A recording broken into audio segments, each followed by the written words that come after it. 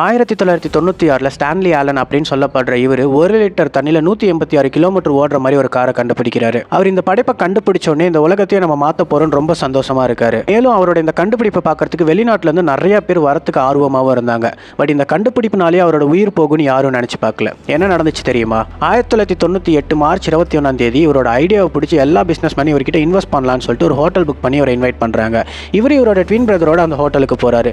ரொம்ப நேரம் டிஸ்கஸ் பண்ணதுக்கு அப்புறமேட்டு அங்க இருக்க எல்லாருக்குமே கார்பரியன் ஜூஸ் சர்வ் பண்ணியிருக்காங்க. ஜூஸ் குடிச்சிட்டு எல்லாருமே கேஷுவலாக தான் இருந்திருக்காங்க. பட் நம்ம ஸ்டான்லிக்கு மட்டும் ஒரு மாதிரி ஆயிருக்கு, வாமிட் எடுக்க ஆரம்பிச்சிருக்காரு.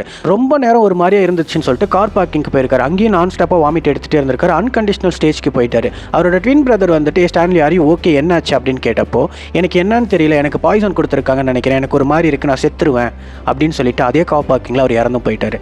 அவரோட ட்வின் பிரதர் இதை கேஸாக ஃபைல் பண்ணுறாரு. போலீஸ் இன்வெஸ்டிகேஷனில் இது ஒரு நேச்சுரல் டெத்துன்னு சொல்லிட்டாங்க. அந்த ஜட்மெண்ட் வந்த ஒரே வாரத்தில் இவர் கண்டுபிடிச்ச காரையும் அந்த ரிசர்ச் சென்டரையும் மர்ம கும்பல் ஏறிச்சிட்டாங்க. ஸோ இந்த உலகத்தில் நீங்கள் புதுசாக ஒன்று கண்டுபிடிக்கலாம், தப்பே கிடையாது. பட் நல்லதாக கண்டுபிடிச்சிங்கன்னா அது உங்களுக்கு பிரச்சனையாக தான் வரும். இதை ஒரு ஸ்டோரியாக வச்சுன்னா சிவகார்த்திகேயனோட ஹீரோன்ற படமும் ரிலீஸ் ஆச்சு. அன்ஃபார்ச்சுனேட்லி அந்த படம் பெருசாக ஹிட் ஆகலை.